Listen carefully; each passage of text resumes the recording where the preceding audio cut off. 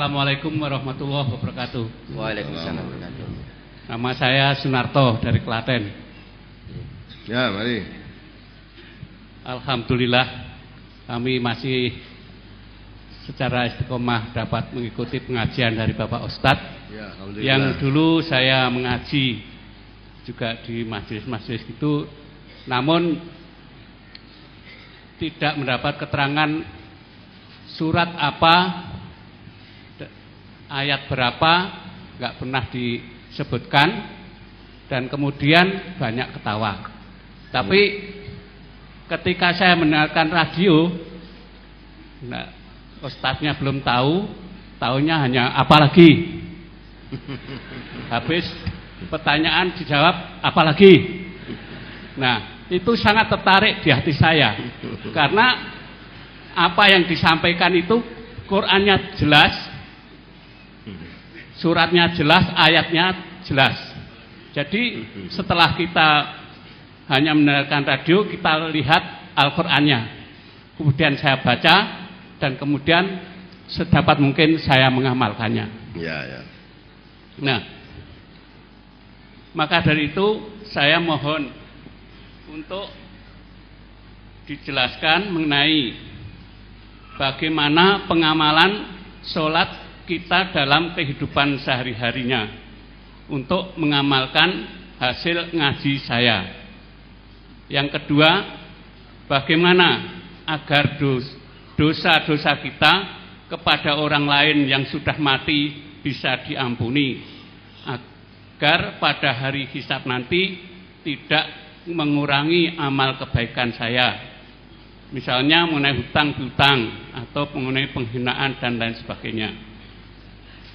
Nah, maka dari itu sebagaimana saya tertarik atas pengajian Ustadz itu, maka saya agar dalam kehidupan kita betul-betul dapat mengamalkan sholat kita itu dalam kehidupan kita sehari-hari pada masyarakat maupun pada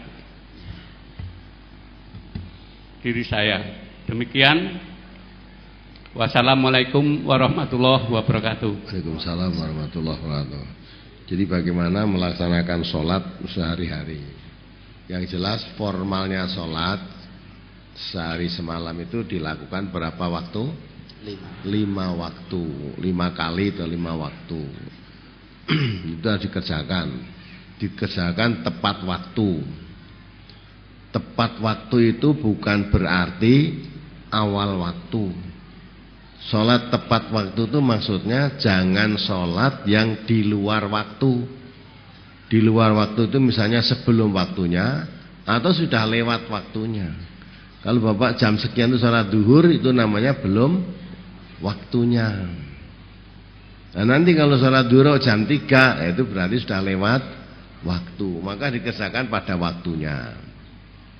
Nah, waktu duhur menurut hadis berdasarkan petunjuk Jibril itu mulai matahari tergelincir ke barat sedikit sampai bayang-bayang suatu benda itu sama, lebih panjang bayangannya daripada bendanya, itu baru hilang waktunya duhur. Itu formalnya. Kemudian hakikat sholat dibawa dalam kehidupan ini.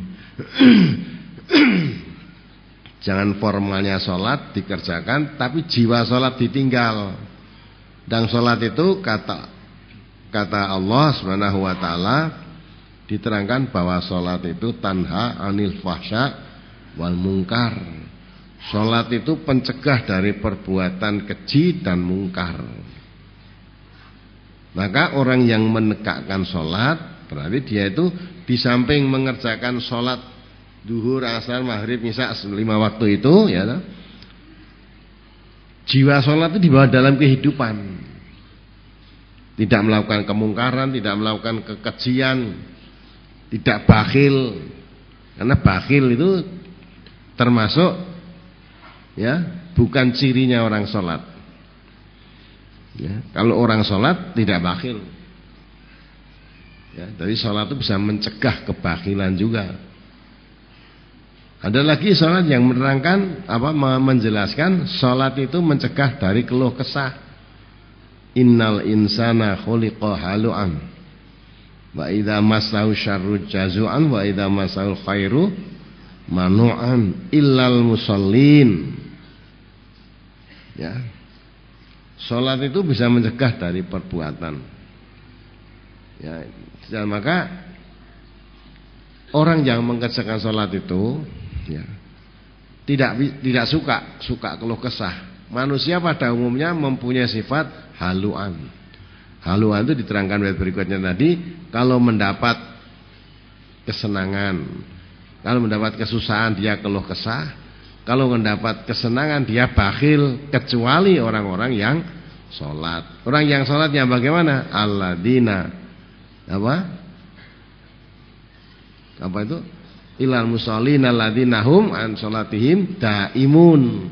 Orang yang selalu mengerjakan sholat. Artinya sholat daim itu sholat yang selalu dibawa dalam kehidupan ini. Jadi sholat itu tidak sekedar Allah Akbar diakhiri dengan salam, tidak. Jiwa sholat itu jauh dari fasad dan mungkar. Jadi orang jujur, tidak suka keluh kesah. Nah, maka dikatakan sholat itu tiangnya agama. Di samping itu Rasulullah mengatakan yang sholat itu menjadi kunci surga. Karena ukuran orang itu baik buruk dilihat sholatnya. Fa in saluhat sa'iru amalihi, wa in fasadat fasadat sa'iru amalihi. Kalau sholatnya baik, semua amalnya baik. Kalau sholatnya buruk, rusak semua amalnya. Nah, itulah antara lain mengenai sholat tadi.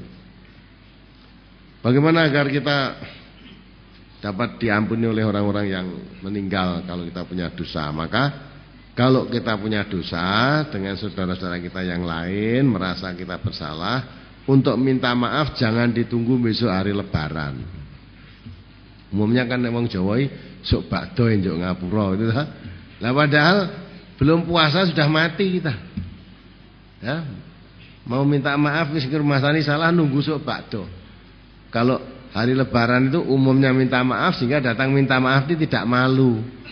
Tapi kalau ini tidak hari raya kok datang minta maaf kok malu loh. Wong kamu merasa salah minta maaf kok malu. Nah, maka dikelirkan sebelum meninggal. Jadi semaksimalnya kalau kita punya kesalahan segera diselesaikan. Apalagi kesalahan yang wujud utang, segera bayar kalau utang itu. Jangan menunda hutang padahal kita termasuk orang yang sudah bisa membayar hutang. Orang yang bisa membayar hutang kok ditunda, kata Nabi itu termasuk kedzaliman. Matlul ghuni dzulmun. Penundaan pembayaran hutang bagi orang yang bisa membayar itu termasuk zalim. Nah, itu Pak.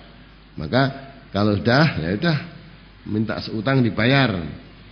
Minta maaf kalau ada kesalahan, minta maaf ya. Lah kalau sudah terlanjur orangnya sudah mati sampai sekarang belum, ya dimohonkan ampun lah. Kalau dia orang Islam, dia mohonkan ampun kepada Allah. Mudah-mudahan dosanya diampuni oleh Allah.